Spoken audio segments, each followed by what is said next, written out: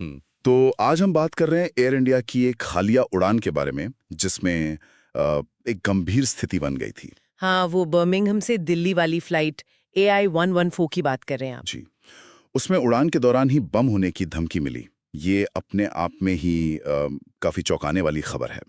हमारे पास इस घटना की जो जानकारी है, चलिए उस पर थोड़ी गहराई से बात करते हैं। हाँ, देखिए उड़ान के बीच में ऐसी धमकी मिलना ये मतलब बहुत ही सीरियस बात है। बहुत गंभीर। बिल्कुल। इसमें तुरंत एक्शन लेना पड़ता है। आप सोचिए, सैकड़ों जानें दांव पर होती हैं। तो जाहिर है तत्काल कार्रवाई हुई होगी। हुई, बिल्कुल हुई। विमान का रूट बदला गया। हाँ, उसे सऊदी अरब के रियाद में इमरजेंसी लैंडिंग करनी पड़ी। ये अपने आप में एक बड़ा फैसला होता है। बहुत बड़ा। और रियाद में उतरते ही सबसे पहले तो सुरक्षा का पूरा घेरा बन गया होगा। हाँ, मतलब विमान को शायद कहीं अलग ले गए होंगे। बम निरोधक दस्ता यानी बॉम्ब स्क्वाड वो शामिल होता है। और ये जांच, ये कोई ऊपरी तौर पर तो नहीं होती होगी?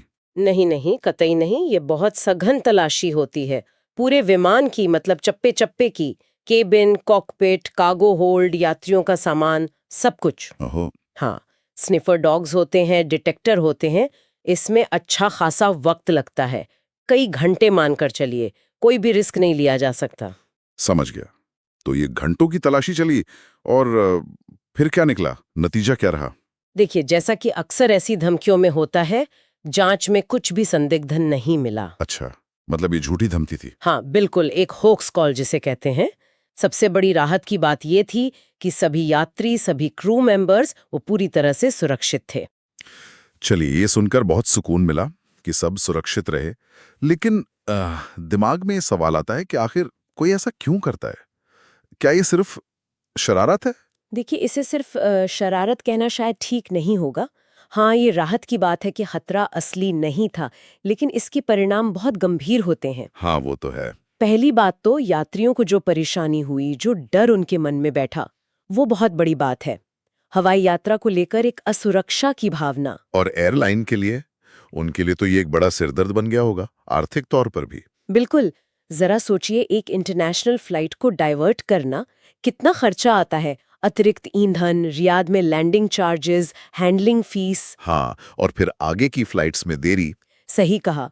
क्रू के ड्यूटी आवर्स का पूरा शेड्यूल बिगड़ जाता है। ये लाखों का नुकसान होता है। और सिर्फ पैसा ही नहीं, सुरक्षा एजेंसियों का कितना कीमती वक्त और संसाधन इसमें लग जाता है, जो शायद किसी असली खतरे के लिए इस्तेमाल हो सकते थे। उसे बेवजह उलझा देता है। तो मतलब ऐसी झूठी धमकियां सिर्फ डर ही नहीं फैलाती, बल्कि ये हमारी सुरक्षा व्यवस्थाओं को परखती भी हैं और उन्हें व्यस्त भी रखती हैं। हाँ, और ये सवाल भी खड़ा करती है कि क्या ये सिर्फ किसी एक व्यक्ति का काम है, या इसके पीछे कोई बड़ा पैटर्न या मकसद भी हो सकता है, जैसे किसी रूट को डिस्टर्ब करना या सिर्फ समाज में दहशत फैलाना। तो अगर हम इस पूरी घटना को संक्षेप में देखें, एयर इंडिया की बर्मिंघम दिल्ली फ्लाइट AI-114 को बम की धमकी मिली, उसे इमरजेंसी में रियाद उतारा गया, घंटों की सघन जांच हुई और अंत में पता चला कि ये एक झूठी चेतावनी थी। गनीमत रही, सब सुरक्षित पाए गए। हाँ, गनीमत रही। हाँ, लेकिन ये घटना हमें फिर से सोचने पर मजबूर करती है।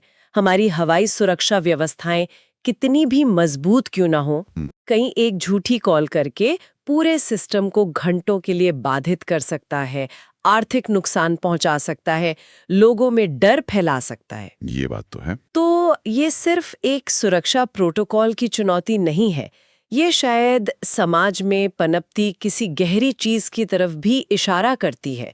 इस तरह की गैर जिम्मेदाराना हरकतें क्यों होती हैं?